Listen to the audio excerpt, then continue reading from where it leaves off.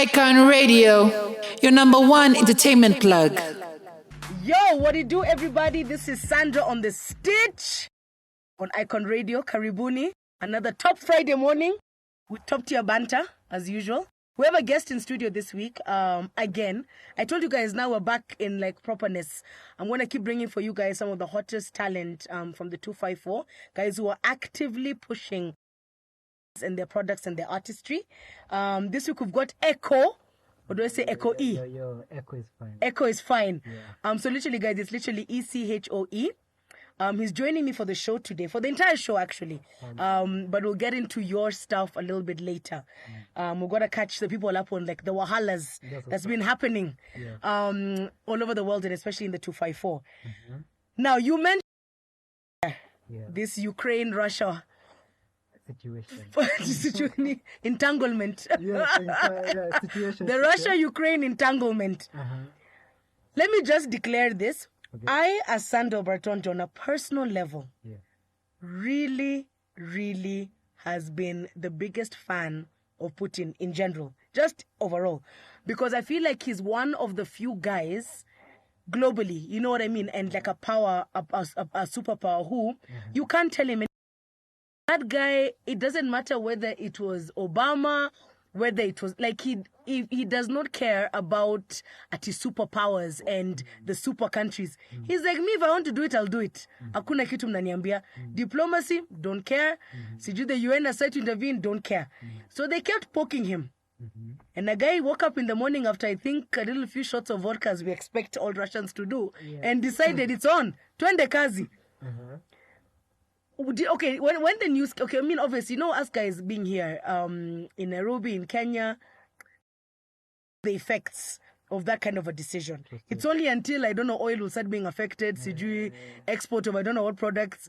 Ile siku kwenye smano fitafil kufika Kenya ndo sasa people will have my feelings. You know what I mean? But would you have thought after 2 years of a pandemic and all the drama we've been through in the last 2 years, and even experiencing Trump, Black Lives Matter, you know, the murder of Akina George Floyd, would you have thought in the year that everything is starting to come back to normal, that the first thing that would happen to us in the first quarter would be a world war? Or the starting of a world war? That is the last thing anybody thought about when you're starting this year, the formations, positivity, the new us, cutting people off and everything. And then you hear, hey bro, we're going to have a World War II. Cutting people off, oh my days. I feel like that's literally, okay, actually to be fair though, that's what Putin has done. He has literally cut people off. He said, Mrs. Ki, said he's like, nah. If I'm tired, I'm getting into that's what it is.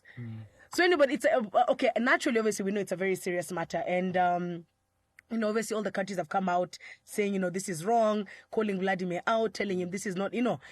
But I think my biggest problem, and when it started, I was like, man, you know, Ukraine, they don't really, you know, they're not really like bullies, you know. So initially, I was feeling bad until the stories came out of them at the majority of, okay, actually not all African students started posting how when they go to the borders to get into Poland, to get into safety, running away from the Ukraine, the Ukrainian authorities were not letting African students pass before the white Ukrainians.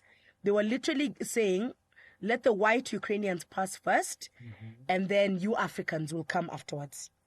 So even if you got there early, you had to sit literally stopping them from passing. And so a really massive outrage went out globally because, you know, with celebrities posting like with, you know, different ambassadors saying, yeah, we're at the border, but we can't receive our people because they've been banned from crossing over, but we're at the border waiting for them on this other side. And the whole world, even me myself, I paused and I said, Ukraine, you have just gotten into a war with Russia. And you are choosing to do is to be racist. Choosing another war. Do you get what I mean? Yeah. Especially after everything we've been through in the last 2-3 years in regards to Africans and black people. How can you publicly, openly, Just be racist to... And when... What a war. Like, at this point, it doesn't matter the color of your skin. Everybody's trying to get to safety. And everything is so tense right Do you now. get? Bro, yeah.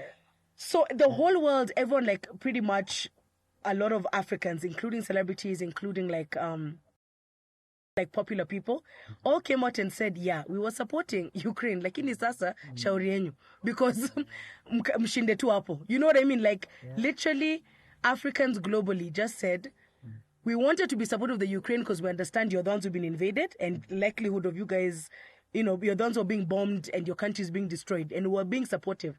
But when that news came out, myself included, and I was like, yeah. So please, I can't support a country that would spit on me just for being black. Not even that. We would say, like, even in retrospect, I would think Putin sometimes is right in some way, because he's like a disciplinary person. You know, the way he's strict and he doesn't laugh. When he's going after Ukraine, people thought that he was crazy, but now he uncovered other things that people didn't. There you go. That's actually, I didn't even think about it like that. That's actually quite true. Yeah. That's like, it's like, in this day and era, that's actually a thing we have to worry about. And then to even make matters worse, I'm like, these students and these Africans who are living there, it's not like they were not contributing the Ukrainian economy, that they were not building the systems in that country. They were contributing like every other citizen, and probably in some cases more than other citizens. And yet you're being told you can't go to safety. You're looking at your ambassador on the other side of the fence, and you can't go to safety. What? Because we're waiting for 100 white people to first pass. Kind of think like Russia and Ukraine have some in-house issues that they need to I know, like they just need to sit down like on some vacay Hawaii there, the two presidents. They should come to the Mara. Yeah, actually. They should come to the Mara. Yeah, we can show them a good time. Maybe it's all that cold. I'm like, maybe that's too much cold in people's minds that you're just flipping and just doing things that don't even make sense no more. Yeah. You know?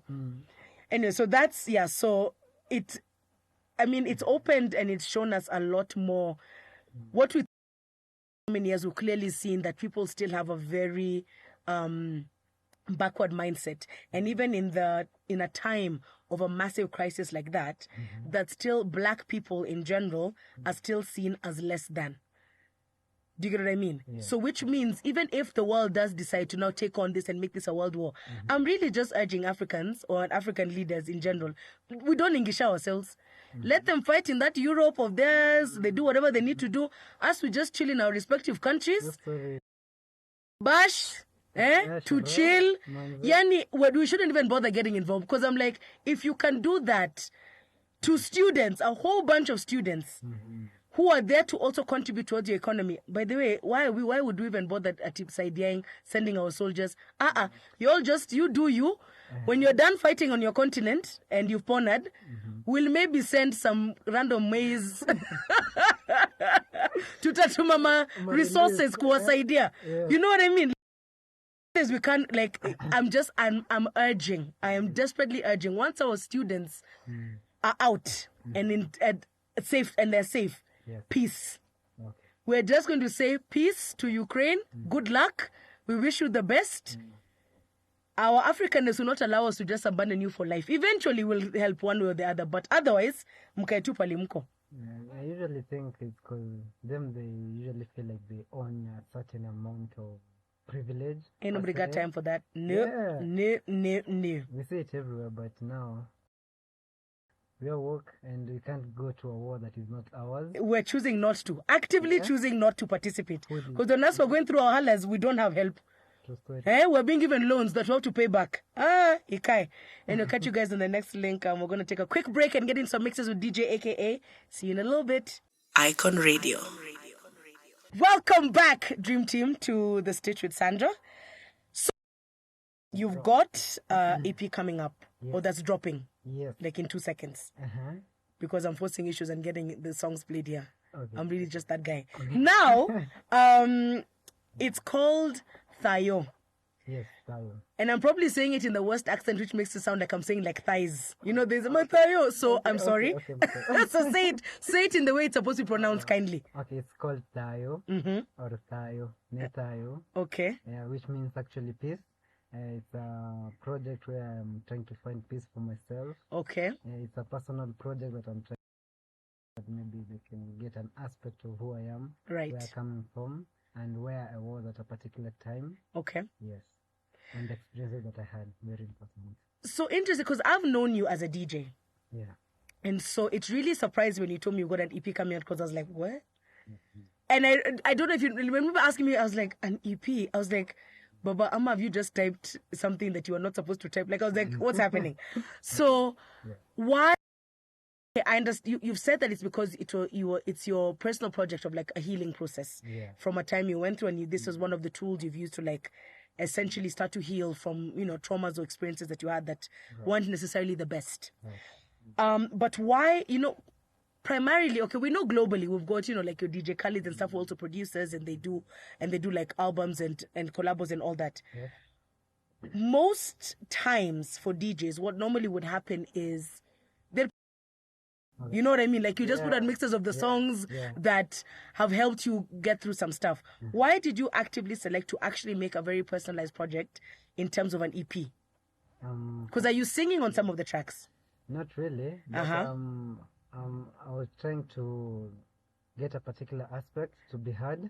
For me, per se, like to be a producer and a DJ, it means like I can also express myself even further rather than playing other people's music. Got you. I can also express myself through the same music. I can play like an Ed Sheeran track, but I can also have an Ed Sheeran remix that I will play along with it that will create a different vibe. Got you. That's actually very true. I'd never thought about that actually. Yeah, because being like that's, oh my God, I love that. Sorry, my brain is getting like hyped about this. So there's no vocals of your own in the tracks you've done. It's just your personalized take on beats, sounds, and different types of music that you appreciate from other artists that you've now merged into something that's personalized yourself as Echo, as your own brand. Which is actually quite brilliant, because what we've seen even historically is, even sometimes with some of artists' work that DJs then do remixes of, you get in situations where the remix goes further and hits harder than the original track to begin with. You know what I mean? We've seen that historically happen. Even now it's happening on TikTok. There you go. TikTok is just blowing people out. You understand? You can find like a song from maybe 2010, people never heard about it. Yes. But it's blowing up now. Because it's remixed to something else, Exactly. Yeah. That's very, very clever. And the is you also bring people with an aspect of familiarity, Yes. Like you can give people something that they know, but maybe the beat can be a bit foreign. So you can just give them, let's say, a vocal. Let's say of major, can take major scenario mode and then put a piano beat on it. Okay. And then now you see we've crossed cultures as well. Agreed. You're working with an SA genre and you're working with a reggaeton genre. Yes. We can merge the two crowds together and then nobody will feel lost in it. Look at you pioneering concepts. I'm here for it. Yeah. So how many tracks are on the EP? It's okay. With 2 interludes. Okay. Yeah. What are some of the artists that you featured on the EP? On the EP I've already featured, I have Mayonde on it. Okay. And also have the people of Nairobi. Mayonde from the 254? Yes. Love her. Yes. Love her, But the other sample that I have is more of me. Okay. Sampling like people around me, the things that are happening around me. So I would say like it's a thing for the people. Okay. I can sample my mom shouting at me. Like a spoon dropping. Yes, you understand. Yeah, things like that, like the small things. Okay. They can make a big difference to another person because they bring a perspective of familiarity. We're going back to familiarity again. Yes. The EP mainly was trying to also discover my inner childhood. Right. Because the texture of the music is, I've sampled rumba. In terms of not the Sauti Soul kind of way, but the electronic kind of I love that there's a Sauti Soul kind of rumba. Love it. Yeah, rumba is everywhere now. Kila mtu na rumba yake, kuna rumba ya Sauti Soul. And rumba ya Echo. Dig it. Yes. Dig it. Oh my God, that sounds amazing. So we're going to play the tracks on the show for obviously today, but my 2 favorites are going to come up in just after our conversation. And speaking of like it being called peace, I've been saying this a lot in numerous times on the show. I really enjoy what's happening right now with Kenyan music. Like everybody is on a mission to just seek like happiness. Yes. You know what I mean? Yeah. We're very officially break away from all the aggressive, payback. I think to be fair, even Calligraph, as much as he does this like aggressive, like sort of like delivery of his tracks. Yes. There's still a bits in there in his verses where he's just saying, me, I don't wahalas, I don't stress. Yeah. I just want to be chilled. I want to be happy. And even now, speaking on that, I don't know if you saw last there's supposed to be the Love and Harmony event, Chimano's headlining concert, which got shut down by the police. And they cited insecurity, but we all know, based on everything we saw on social media and blah, blah, blah, that the issue was they were just feeling threatened about the fact that it was members of LGBTQ plus community that were contributing and being a part of this event in terms of producing the event. Okay. So in an era where we still have our authorities in the country literally shutting down musical events, like, it wasn't like was happening in like a bedroom and there was something like was going to be like against the Bible going on. It was literally like a junction mall. You were going to pay for your ticket. There was a lineup that included Viri, that included Bien, that included obviously Chimano. There was dancers. Do you get like, there was no justification for their actions. In a time like that, do you think, even with yourself having like releasing this EP named Peace, do you think that's that artists should still continue to push out? Or do you think because if we're doing positive things and ideally our own government is fighting us for doing positive things, and artists you're responsible to be like reflective of your time.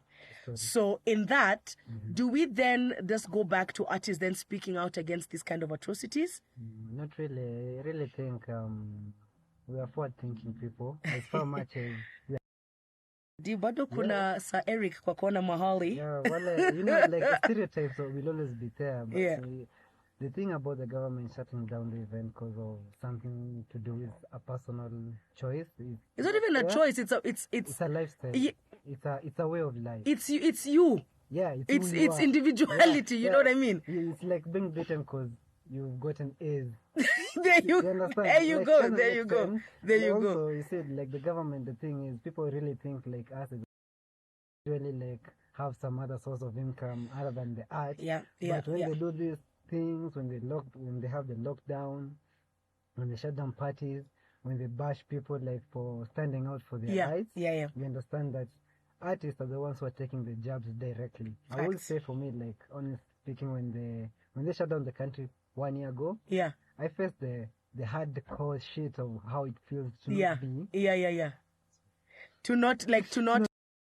Yeah, you understand. So you find like, and everybody's trying to heal out of that, and everybody's trying to also pick up from and that. Recover, because of a year, almost actually, it's not in a year, it's 2 years, of not earning any, because we went on lockdown on April 2019. It's a solid 2 years. You understand. So for me, I will say like, it is for us to come together despite if you are on the other side of the LGBTQ, if you're on the other side of whoever you are. We need to come together as artists as well and to speak about these acts that are being against us. Because at the end of the day, 5 years from now, we'll have our own kids. Brothers who are going to stand in the stages that we're trying to push. Agreed. And we need to give them a safe space to do what they want and to be who they are. And this is 2022 and the world is already progressing forward. You don't need to go backward. If there's a particular person who has an issue with another person, please let them settle it outside, not to recruit everybody else. Because can you imagine for that event, like all the staff, the venue itself, like there's so much that went into making that event happen. So for somebody to just come and decide it's not happening, like how many people lost, including those same very police, are not even realizing events like that help bring money that pays their salaries. Do you understand what I'm trying to say? I'm like, I can't understand why like nobody's thinking past a certain place. You get what I'm trying to say? But well said. Please, as artists like yourselves, you guys need to continue about being the positivity. We're tired. But, We don't want to match the energy of these people who just seem incompetent in my You mind. shouldn't even match that energy. You shouldn't even respond to that kind of energy. Facts. Because we are a different generation, you understand? And the things that they used to tell us not to watch on TV, it's happening in real life, and there's nothing they can do about it. All you can do is just accept and love. Yeah. And move on. Yeah, you can't fight with the whole world by your primitive thinking. You understand? Agreed. Yeah, because at the end of the day, the world will catch up to you. You're going to be schooled. And being schooled toughly, understand? T for tough. And we'll catch you guys in a little bit. Let's get into some mixes with DJ AKA. We'll be back in a second. Icon Radio. And we're back. Echo. Yes. Sasa, on the show, I normally have a section for character development. Okay, see. Nairobi and Kenya in general.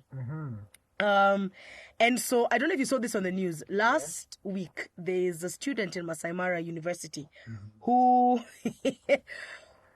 I don't know, to be fair, I wish we could understand the context.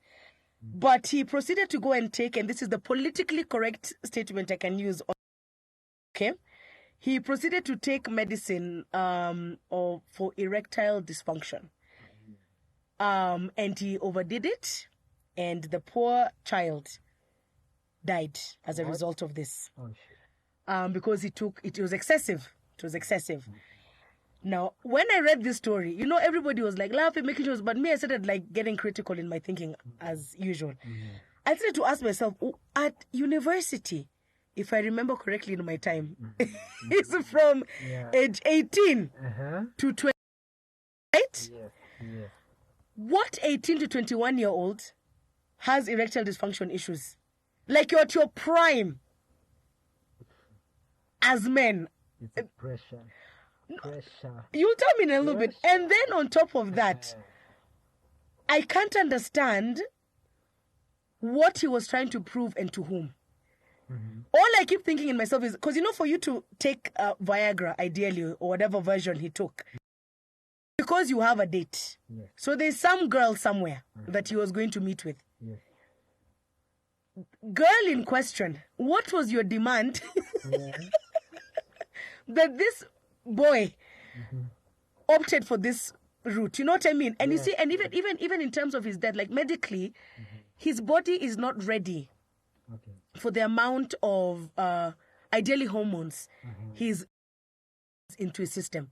You know what I mean? And I'm assuming it was that awkward moment where you take one, nothing happens, so you decide, labda I'm gangster, so let me just do like another 2 more. Then you tell yourself that you take one maramoja and you're like, this headache's not going away, let me take another 3.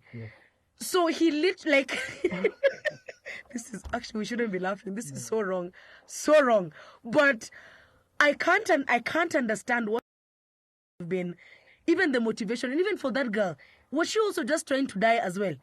Because should this encounter have happened, she would have been in there for like 12 hours straight. The guy died hard.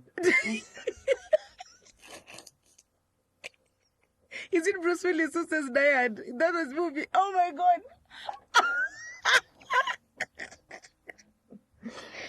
I'm so glad you made this a light moment. Thank you. So that's the thing. You said earlier on, it's pressure. Yeah. So do you think pressure came from? You're a dude. Like, where would the pressure come from for you to take Viagra to that extent that you literally shock your heart into like heart failure? Not really. I think it's the pressure from the boys, pressure from the females as well. What do you mean pressure from the boys? Yeah, like when you go to the boys, you're like, yeah, I'm going like 7 rounds here, I'm going like 9 rounds. So, but who told dudes that's a thing? Street credit, bro. Street credit, Gani, because you can do 7 rounds and be terrible at all rounds. So what's the point? I'm like, do you get what I mean? Yeah. Like it can be like, yeah, you went with happened. She still wound up calling your best friend 2 minutes later. But I really think like the way people talk. For me, I'm a dude, so I know how dudes talk about sex and everything and how to perform. You big up yourselves. Yeah, big up yourself. How many rounds did you go? Sawa, some kuboa. You went 7, okay. You went 9, okay. And then you find also like the females also have this. They give this pressure to guys, Which pressure? Kula fair kuje. ako hapo magae uko 1 minute man pale umetense kidogo 1 minute it already happened. So you feel like first of all, yeah, this is the best description I've ever heard of in my life. Like, what? It's just like that. It happens like that. Because, you know, like, when guys send the fare, and then you don't eat the fare, and then you just come, and then when you come, and then everything happens under 1 minute, and then now the shorty will be disappointed. 1 minute? Let me tell you, Pumpkin, as someone older, because clearly this is a university, so I left uni a while back. Yeah. But as a grown ass woman, let me tell you for free, that pressure you're saying girls are giving you, it's literally just to stress you. It doesn't actually exist. Do you understand what I mean? Because if a girl likes you, she likes you. Whether you'll be there for 12 rounds or half a round, whatever. If she likes you, she likes you. But do you think it's psychological? Of course. Of course it is. That's what I'm saying. For that poor boy, that's a lot of psychological stress you guys are subjecting yourselves to. You know what I mean? Of like, I need to prove this to my boys. Because I remember growing up, what guys used to do was if they liked a girl, and maybe like, let's say it's been like 2 weeks in school and everyone knows this guy likes this girl. There'll be a random like day where it's like, let's say like swimming class or I don't know what, you know, like when you've got like after school activities. And you know, like how you just like dilly-dally at the end of the afternoon, you've not been picked up yet or you're waiting for whatever the case may be. Extracurricular. Whatever it is. And even if the girl's gone home, what would normally happen, and I remember this happening a lot with in our year group, is then the guy would come the next day and say something crazy like, in the pool when you guys had all left, you know, we stayed back and I kissed her. And it's a lie. But you see, all the boys will be like, wait. But because they can't come and ask the girl, because that's a weird thing to be like, so did you kiss Danny yesterday? But he's lied and he's already gotten his credibility with his boys. This girl has no idea that this guy is until like maybe like weeks later or like months later when now he shared, like, you know what I mean? So I can't understand why you're feeling the pressure, because 3/4 of the time, you dudes are just lying. Real talk. So even if someone telling me I went to 9 rounds, it's a lie. You probably got there, the chick was like, can't do it. They watched some random movie on Netflix and he went digs. But him has to come back with like a story that is impactful. And it's not like you're going to go and ask that girl. How? How are you going to go and call him like, so Nani Naskia? It'll never happen. You know what I mean? Just unnecessary pressure that I think this next generation is putting onto themselves to over-deliver on things that they're not even ready to know about that well. But I think it's in everything now. What do you mean? Not even in sex. Everything is rushed. But that's what I'm saying. Like, it's so much unnecessary pressure to keep up with things that you don't even need to be keeping up with. Like, you university, go for your lectures, go get drunk somewhere with your friends. No, but Sandra, you say what you're not saying is, like, whatever you're saying, whatever that it's everywhere. It's in class, it's in the hostel. Yeah, so focus on the thing that you're actually there for. No. Your folks are paying for school fees for you to go and tell your boys, I heard 9 rounds, surely. The vibe will dictate. Trust me. If you the vibe. if you go to the class and everybody was laid and you're not laid, you'll know, like, fucker was not laid. First of all, as we just, okay, all right. I need to be censored. Oh yeah. So if you go to class and you find the vibe is right there and you're not in the vibe, you go to the library, you're not in the vibe, you go to the local, they call them local, the class. Yeah. You're not in the vibe, bro, and then you get this one opportunity of this mama saying, hey bro. So you're going to go crazy. I can pull up, so you're overwhelmed. I need to perform. So what do I do?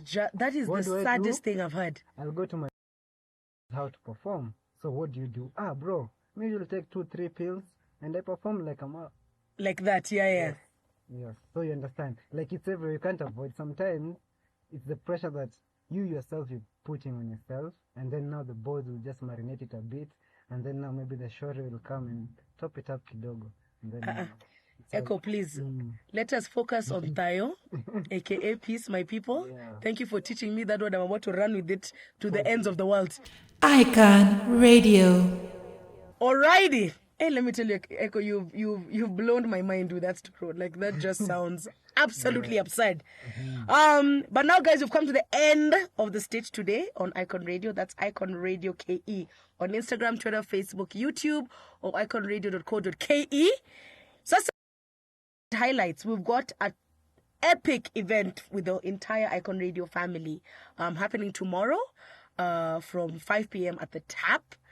Hosted. We're actually doing our first proper live on location show, and that's going to be my lads Innocent and Uncle Chim's for sports and reggae.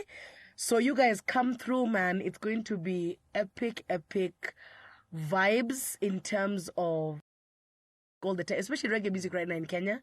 It's like I've even become a convert. I've become like, I literally now adamantly wait for the time when the DJ starts his reggae set. I'm like, yeah, I'm ready to like say Bumbaclat and Irie and all that. I'm in it, Baze. So we've got that coming up tomorrow. So the whole Icon Radio family is gonna be there. All the different presenters from the different shows. We're gonna up good music, all things sports and reggae for the first few hours. Then after that, it's just Kawaida turned up with the squad. And you guys, if you've been to any other one of our events, we are the kings and queens of turn up. Pull up on us. So just be there is the moral of the story. My love. So adios, and I'll catch you guys next week. This has been The Stitch with Sandra and DJ KA. Bye. Icon Radio, your number one entertainment plug.